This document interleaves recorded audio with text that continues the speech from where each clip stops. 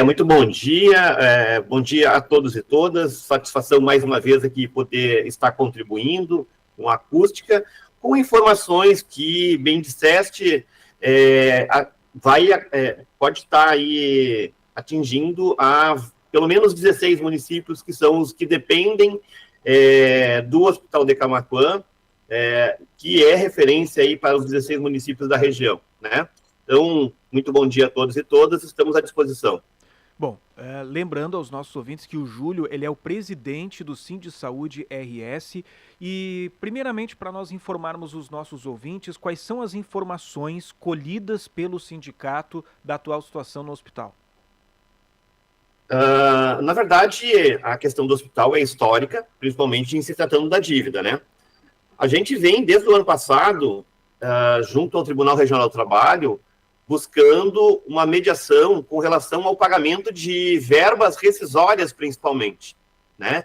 Então, são mais de uma centena de processos que estão em fase de execução. Nós temos questões que ocorreram na gestão anterior, por exemplo, que é o desligamento de profissionais sem o pagamento das verbas rescisórias, ou seja, foi feito um parcelamento, o próprio parcelamento com os trabalhadores não foram cumpridos, né? Então, esta é uma questão que envolve, além de uma quantidade bastante significante de valores que o hospital tem de dívidas trabalhistas com os trabalhadores, né? E, por outro lado, a gente tem a questão do dia a dia do hospital, né? A gente percebe que a gestão atual tem aí uma preocupação, eu diria, bem melhor do que o que a gente teve na gestão anterior. Isso é fato, né? Mas a dívida do hospital vem cada vez mais crescendo e gerando algumas questões que acabam prejudicando o trabalhador. Ou seja, neste mês, nós tivemos o atraso no pagamento dos salários dos servidores por conta de eu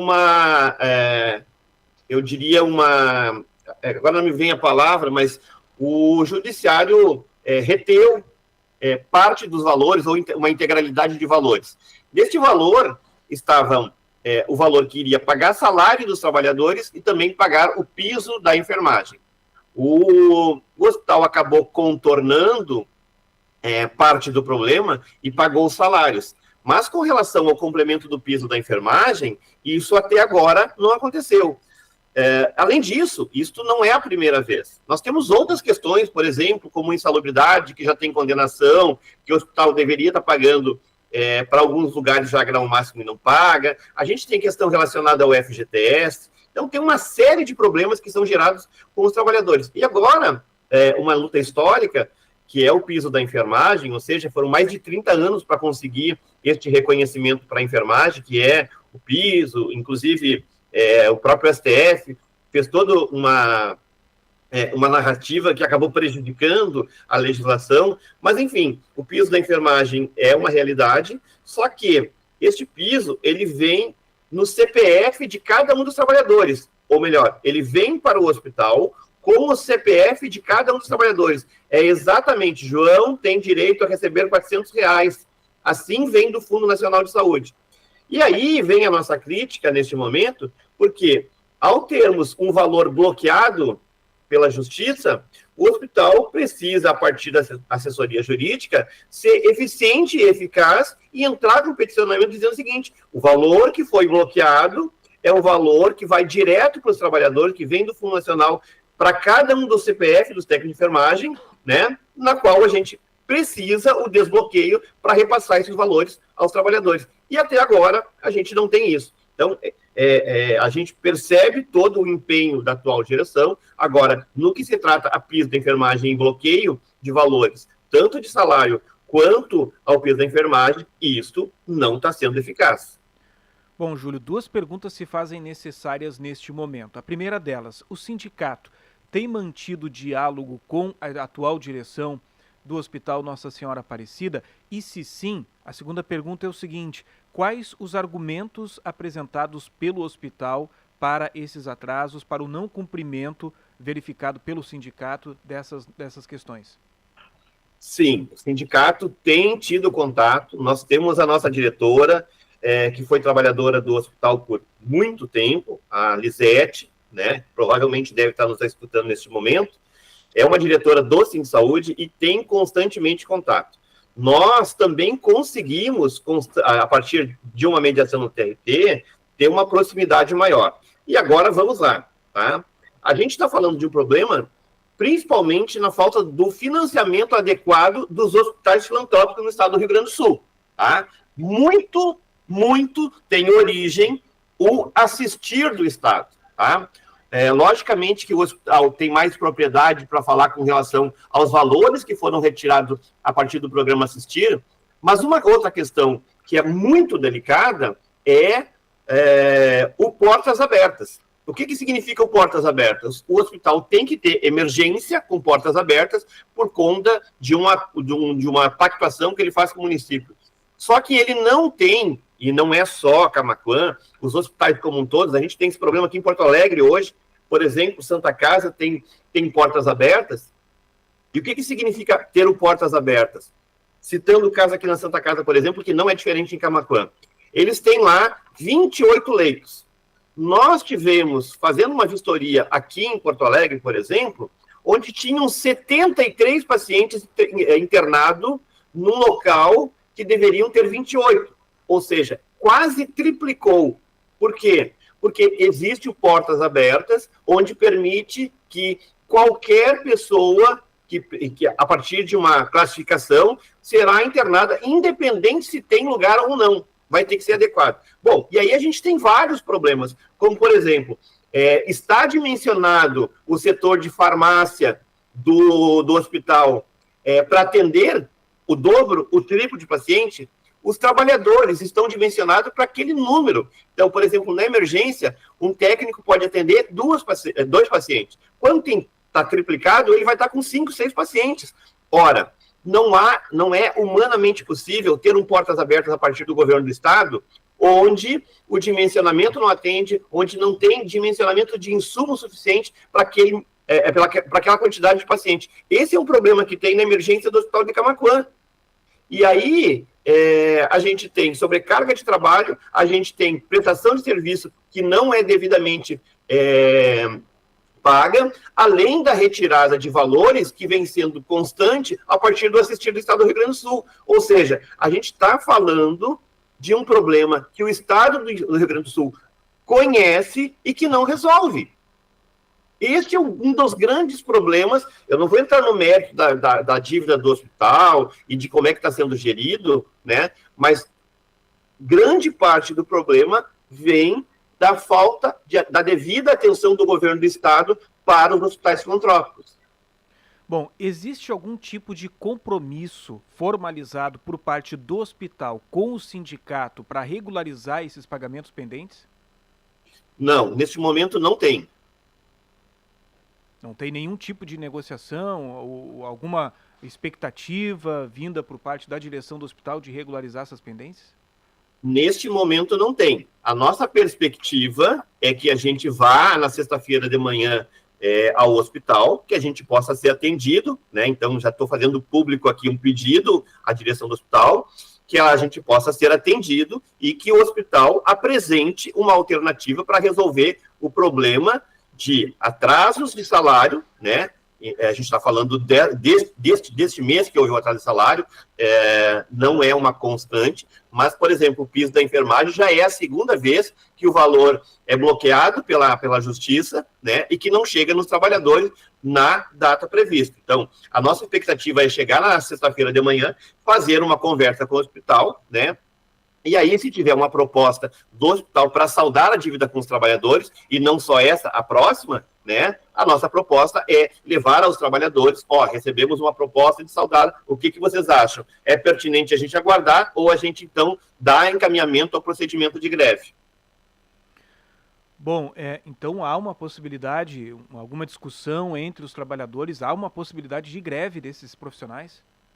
Sim, o edital, ele convoca para greve, tá? Então, estatutariamente, nós temos um prazo de 6 dias para chamar a Assembleia que vai indicar a greve ou não, né? E a partir da decisão da Assembleia, em 72 horas, se definido pela categoria, então inicia a greve. Tá? Lembrando que nesse intervalo de 72 horas, o gestor público municipal, estadual e o próprio hospital precisam ser notificados e o faremos a partir de edital, né? Mas isso se houver definição dos trabalhadores. Agora, se houver uma proposta do hospital que seja razoável para os trabalhadores, eu acredito que os trabalhadores devem definir, por então, acolher o pedido do hospital, porque afinal de contas todo mundo precisa trabalhar, e uma coisa que a gente tem muito claro, numa greve, tu não tem prestação de serviço. Não tem prestação de serviço, não tem pagamento dos serviços prestados ao ente público.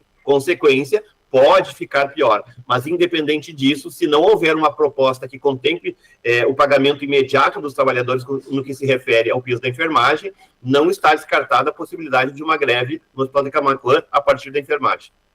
O que a gente torce que não aconteça, né? A gente tem uma expectativa de que através do diálogo algo seja formalizado, né, junto ao hospital e o sindicato, para que isso não venha a acontecer, né? Nossa expectativa é que durante esse encontro que acontecerá na sexta-feira, vocês sejam recebidos pela direção do hospital e que até lá se consiga formalizar alguma forma de compensar esses trabalhadores, alguma forma de solucionar esse problema. A gente ainda não teve um posicionamento por parte do Hospital Nossa Senhora Aparecida sobre como está o andamento, né, de algum estudo, alguma coisa para resolver esse problema. A gente sabe que a dificuldade ela é grande, a dificuldade financeira de uma instituição como o hospital. Esse não é um problema, como você mesmo falou, né, aquela grande dívida que o hospital tem, é algo que não começou nessa administração, é algo que vem há muitos e muitos anos, mas ao mesmo tempo que a gente quer ver solucionada essa dívida do hospital, a gente quer ver também esses profissionais que estão ali no dia a dia,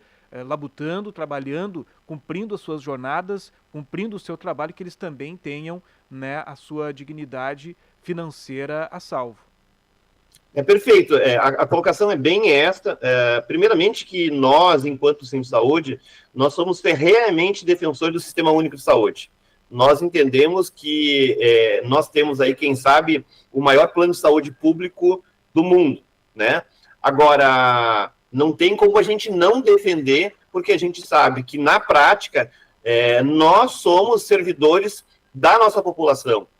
Nós precisamos, nós, inclusive, como cidadão, seja de onde for, inclusive de Camaquã, nós dependemos do Sistema Único de Saúde. A gente ainda acaba escutando gente hoje que diz que não depende do SUS. A água que tu toma é SUS. A carne que tu come, o alimento que tu come é vigilância sanitária, é Sistema Único de Saúde. Então, nós somos defensores do SUS e sabemos das suas deficiências e a falta de financiamento adequado. Agora, a gente está falando de uma dívida que vem de gestões anteriores, mas a gente também está falando de falta de financiamento adequado, principalmente pelo governo do estado, que acabou, a partir do assistir, retirando valores significativos para o município de Camaquã. Uma outra questão ainda que a gente precisa abordar aqui é a questão da participação dos 16 municípios que acabam ocupando o hospital como referenciado e acabam não contribuindo para que esse hospital tenha sobrevida e continue existindo. Por exemplo, só para se ter uma ideia, hoje, esta entidade sindical tem dívidas cobradas do hospital que seriam perfeitamente possível pedir a insolvência do hospital. Nós poderíamos simplesmente apresentar as dívidas e pedir o fechamento do hospital e a venda de todo o seu patrimônio para pagar a dívida trabalhista. Por óbvio, nós, enquanto entidade sindical, até porque a gente está falando de fechar seria perder os postos de trabalho, a gente não vai fazer. Agora, outros detentores de créditos poderão vir a fazer isso. Então, que fique muito claro que o problema do hospital é grave, os demais municípios precisam construir junto ao município de Camaquã, na qual também tem uma preocupação muito grande, né? A gente acabou acompanhando a apresentação feita pelo próprio hospital e o reconhecimento, inclusive a manutenção do hospital muito focada a partir de verbas parlamentares que a gente entende que não é a alternativa correta. A alternativa correta seria o financiamento adequado do hospital, mas precisa que os demais municípios também participem, conheçam os problemas e venham a aportar valores, porque, na verdade, os munícipes dos outros 16 ao redor do hospital precisam desta entidade funcionando. Essa é uma briga antiga, viu? Essa é uma briga Sim. antiga, Júlio, com os municípios da nossa região. A gente já conversou em outras oportunidades, durante entrevistas aqui na emissora, com pessoas que estão à frente do hospital, que já estiveram à frente do hospital, e há muito tempo se fala sobre isso, a contrapartida dos demais municípios. E aí fica até aquele ponto de pergunta agora, ponto de interrogação para todos os prefeitos da nossa região. O que você, como representante de um município que precisa do Hospital Nossa Senhora Aparecida, tem feito pelo hospital? Tem feito pelos seus munícipes, tendo em vista que são esses munícipes que são beneficiados com o atendimento do Hospital Nossa Senhora Aparecida e não precisam se deslocar, por exemplo, para Porto Alegre, né? Então, essa é uma pergunta. O que você, prefeito de município aqui da nossa região, tem feito? Aí você, mas a gente está destinando um valorzinho ali, é o que a gente pode. Mas será que isso é suficiente para atender a demanda dos seus munícipes que vêm a Camaquã receber esse atendimento? É um ponto de pergunta que eu aproveito a fala do Júlio agora para falar sobre esse tema. Júlio, deixa eu fazer um comparativo, gostaria que você fizesse agora, porque eu sei que você percorre o estado inteiro, né? Como presidente do Sindsaúde, você acompanha... Parte dele. Parte dele. Parte dele, 71 municípios. Toda a Costa Doce nós representamos até São Lourenço. Ah, sim. Não, mas pelo diálogo que você tem com as outras instituições de saúde do nosso estado, dá para a gente fazer um comparativo como é que está a situação dos hospitais no aspecto geral no Rio Grande do Sul? E eu faço essa pergunta justamente para a gente colocar Camaquã no meio desse bolo, né? Essa situação a qual o Hospital de Camaquã está enfrentando, a situação a qual os funcionários do Hospital de Camaquã estão enfrentando, isso vem acontecendo no estado inteiro ou é uma particularidade aqui do município? Não, não é uma particularidade. A questão da falta de financiamento ou financiamento adequado da saúde no Rio Grande do Sul, ela é um problema que sai da nossa região, tá? Só para você ter uma ideia, na semana passada, nós tivemos em Cruz Alta, onde se fez um grande movimento organizado pela nossa federação, Federação dos Trabalhadores da Saúde, que convocou todas as entidades sindicais. Para você ter uma ideia, nós somos 26 Sindsaúdes durante dividido no estado do Rio Grande do Sul, né? Quem tem a maior base acaba sendo nós, porque o Sindsaúde é o RS, é o que foi fundado lá em 1945, então nós somos a maior base, mas algumas regiões vão se emancipando e tendo o seu próprio sindicato. Acontece o seguinte, por exemplo, lá no hospital de Cruz Alta, os trabalhadores já estavam há 5 anos sem qualquer reposição salarial. Só para tu teres uma ideia, a gente faz aqui um acompanhamento que a cada 10 anos o salário ele passa a ter uma correção de aproximadamente 100%. Ele quase dobra. Se tu tem 5 anos sem qualquer reposição de salário, a gente está falando de uma perda salarial de aproximadamente 50%.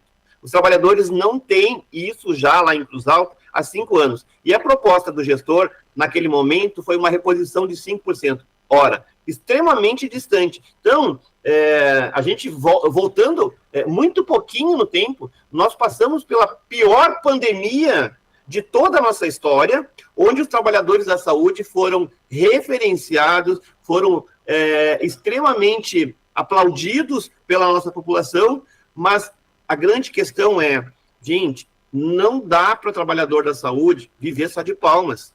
A gente tem filhos para criar. E mais ainda, nós estamos falando de uma classe trabalhadora que 80% é mulher. E muitas dessas mulheres, mães solos.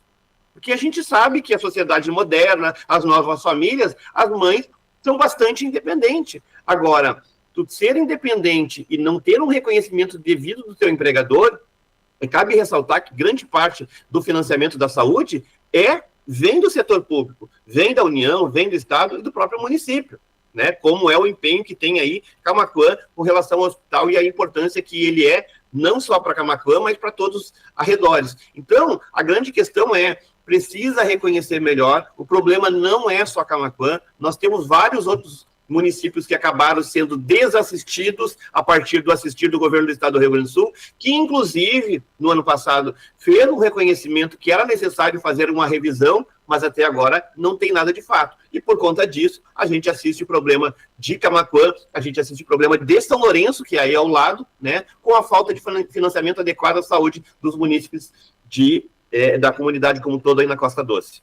Bom, antes do intervalo comercial, antes da gente encerrar esse nosso bate-papo, até para falar um pouco mais sobre o Sindsaúde, o sindicato tem algum apoio para funcionários afetados por esses atrasos, como, por exemplo, assistência jurídica, algum tipo de orientação sobre como lidar com essas dificuldades financeiras causadas pelos pagamentos pendentes, né? Como é que é essa atuação do sindicato? Então, a gente tem, principalmente a partir da pandemia, um espaço, uma aproximação maior dos trabalhadores, principalmente a partir de redes sociais. Nós temos hoje grupo de WhatsApp com trabalhadores de todos os locais. Para tu teres uma ideia, o nosso grupo aí em Camaquã tem 115 trabalhadores, né?